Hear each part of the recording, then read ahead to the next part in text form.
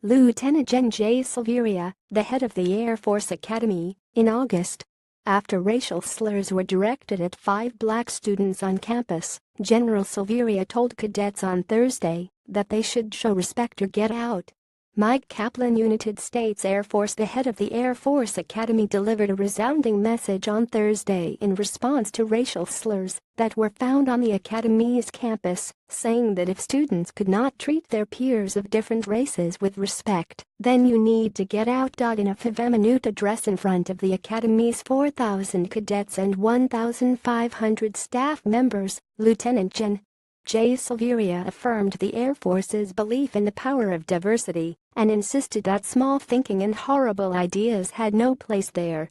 He was responding to racial slurs that were found on the dormitory message boards of 5 black students at a preparatory school on the Academy's campus on Monday, said the Academy, which is investigating. If you're outraged by those words, then you're in the right place, General Silveria said. You should be outraged, not only as an airman, but as a human being.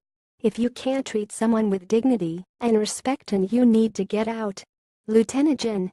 J.B. Silveria, Superintendent at HAF Academy pic.twitter.com and JCKTV5FMP, U.S. Air Force at US Air Force September 28, 2017. The episode attracted national attention when Tracy Whitfield, the mother of one of the students, posted a photo on Facebook of the message, which paired the words "go home" with a racial slur.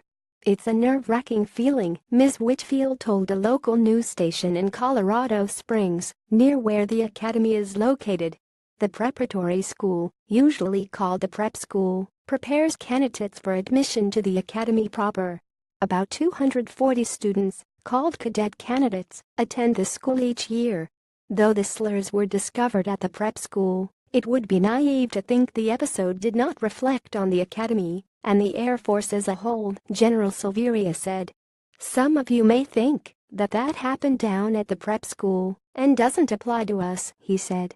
I would be naive, and we would all be naive, to think that everything is perfect here. He then explicitly linked the discovery of the slurs to events like the demonstrations in Charlottesville, Virginia, where white supremacists marched with torches in August, and Ferguson, Mo., where the fatal shooting of a black teenager by a police officer in 2014 set off protests across the country.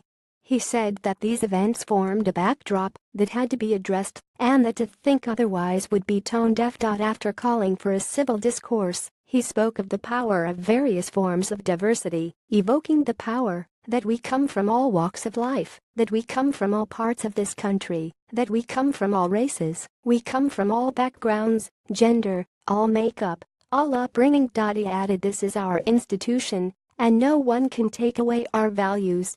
No one can write on a board and question our values. General Silveria grew up in an Air Force family and graduated from the Academy in 1985.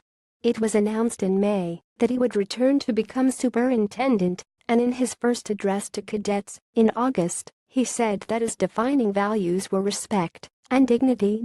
Toward the end of his remarks on Thursday, he referenced those values again, exhorting cadets to take out their phones and film his words so that they could remember, share and discuss them. If you can't treat someone from another gender with dignity and respect, then you need to get out, he said. If you demean someone in any way, you need to get out.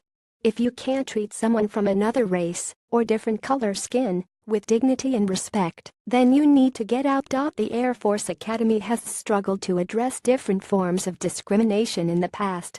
In 2014, a Pentagon report found that sexual assault and harassment were widespread at the 3 military academies, and that, of the 70 reported incidents in the 20,122,013 school year, almost 2/3 took place at the Air Force Academy.